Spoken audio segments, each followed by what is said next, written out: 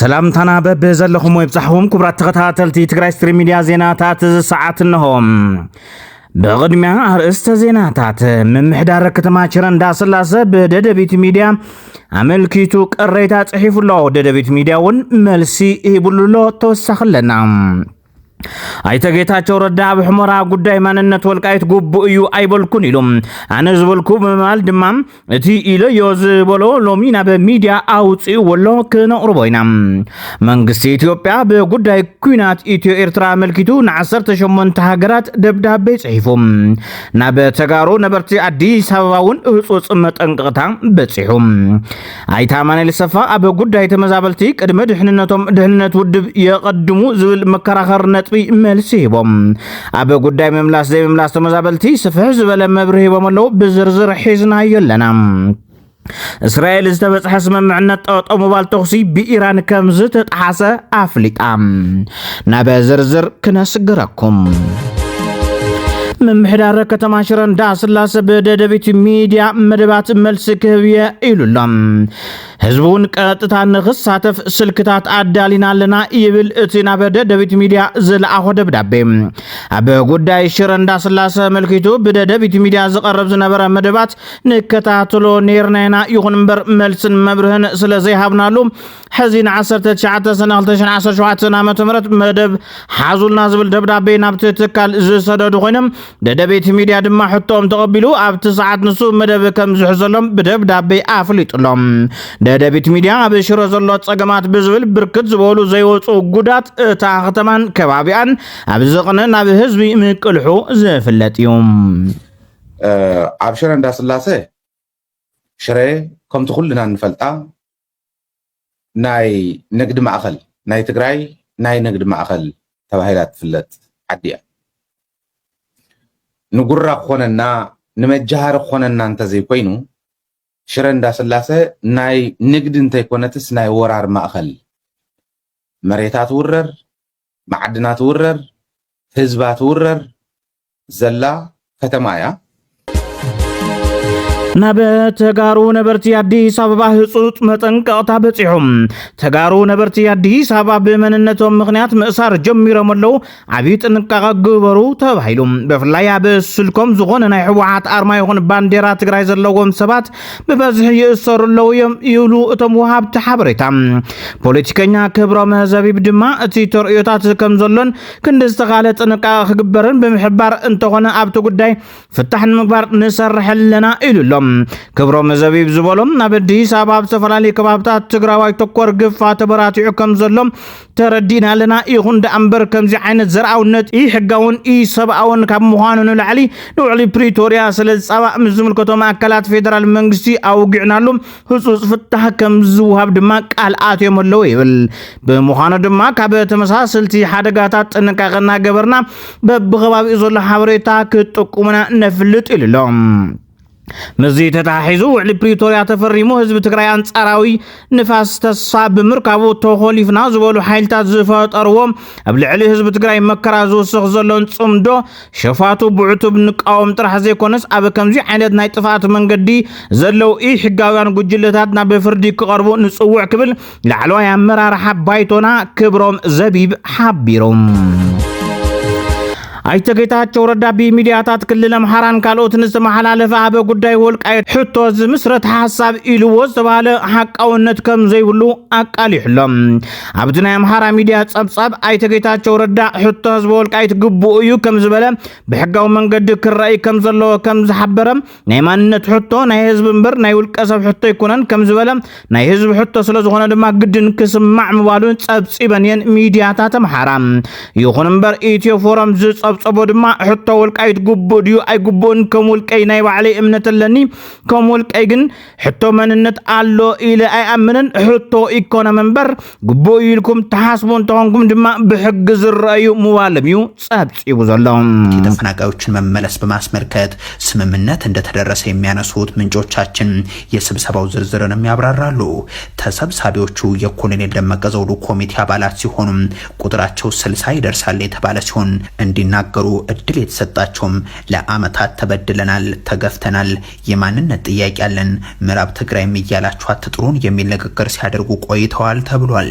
አቶ ጌታቸው በትግርኛና በአማርኛ ንግግር ባደረጉበት በዚሁ መድረክ ላይ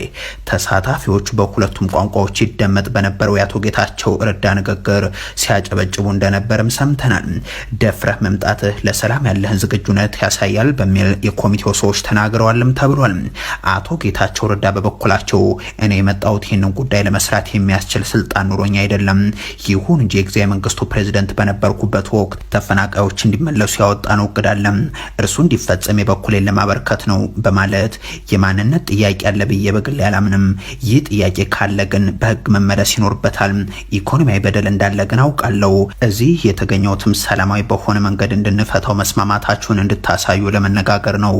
ቋንቋችን የመቀራረብና የሰላም እናድርገው ሲሉ ተናግረዋል ተብሏል። እዚ ጉዳይ መዘራረቢ እዚ ክልተ መዓልቲ እዚ ኮይኑ ዝቀነየ ኮይኑ ኣይተ ጌታቸው ረዳ ድማ ሎሚ መብርህ ዝሃበሉ ኮይኑ ነቲ ናይ ኢትዮ ፎረም ሓበሬታ ዘራጉድ ሓሳብ ከም ዝሃበን ጉዳይ ማንነት ወልቃይት ዝተልዓለ ሕቶ ኣይተ ጌታቸው ከም ዘይድግፎን እኳ ዳስ ብውልቆም ልክዕ ኢሎም ከም ዘይኣምኑን ንሶም ኣብ ወልቃይት ሕቶ ማንነት ዘይኮነስ ሕቶ ኢኮኖሚ ከም ዘሎ ምዝራቦም እዮም ሓቢሮም ሎሚ ኣበ ዝሃብዎ መብርሂ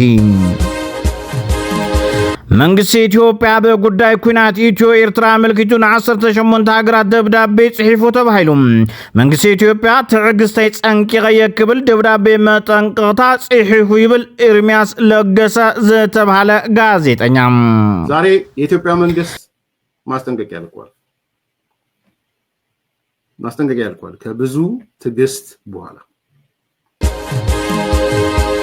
እስራኤል ዝተበጽሐ ስምምዕነት ጠጠው ሙባል ተኽሲ ብኢራን ከም ዝተጣሓሰ ኣፍሊጣ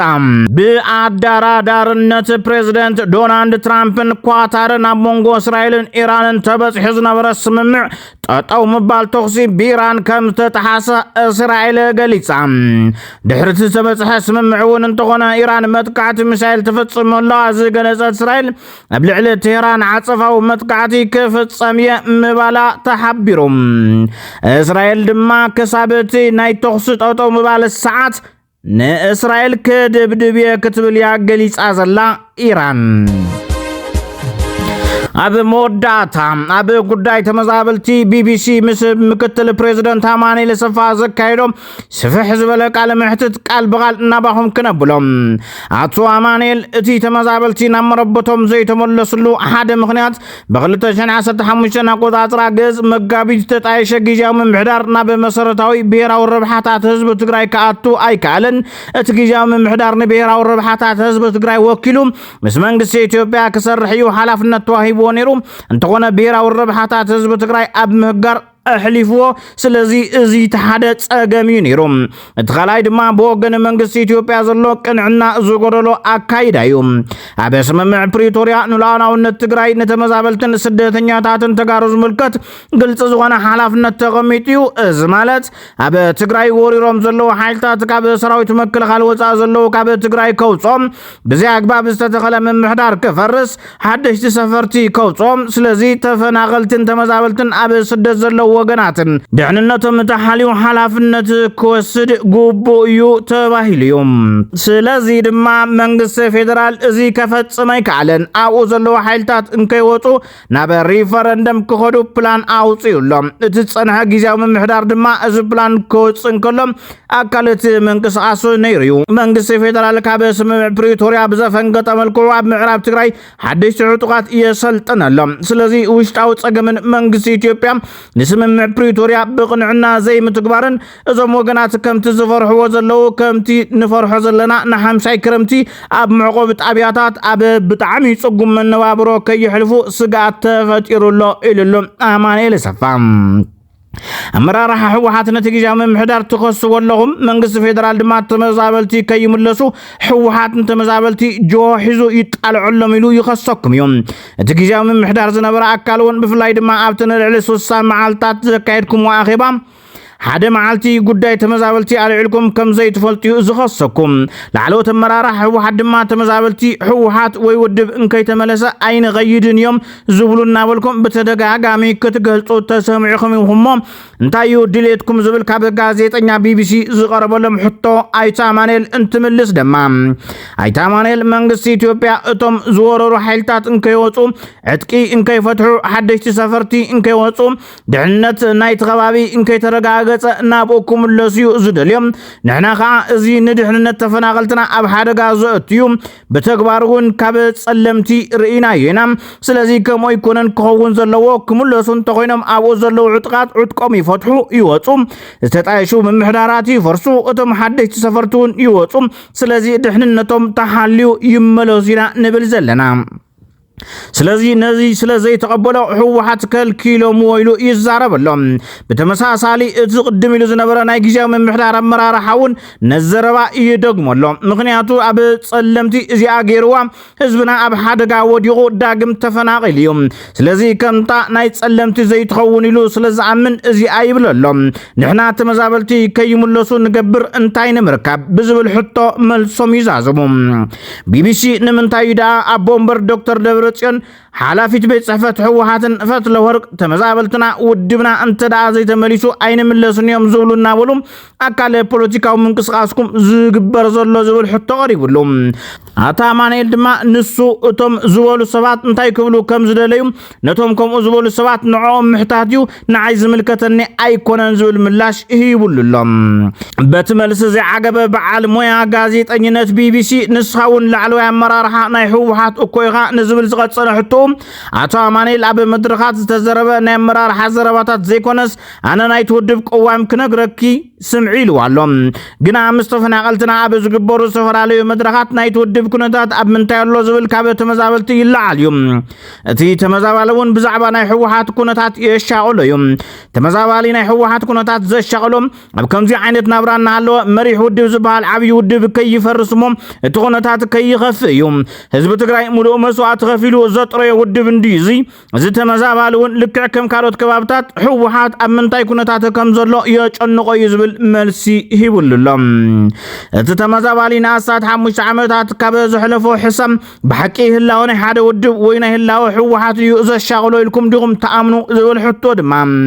አይታ ማኔል ዝሃብዎ መልሲ ኣነ ከመይ ወልኩን እቲ ህዝቢ ብዛዕባ ውድቡ ይሓትት እዩ ማለት ልዕሊ ህልውንኡ ንሓደ ውድብ ይጭነቕ እዩ ማለት ኣይኮነን እቲ ላዕለዎት አመራርሓ ዝገልጽዎ ንዓቶም ሕተት እዮም ኢለክለኹም እታ ኣነ ዝብለክ ዘለኹ ግን ተፈናቀልቲ ልዕሊ ኩሉ ብዛዕባ ህልውንኦም ብዛዕባ ድሕንነቶም ብዛዕባ ህልውናን ድሕንነትን ህዝቢ ትግራይ ብዛዕባ ሉዓላውነት ትግራይን ብዛዕባ ስምምዕ ፕሪቶሪያን ሰላምን ይጭነቁ ይሓስቡ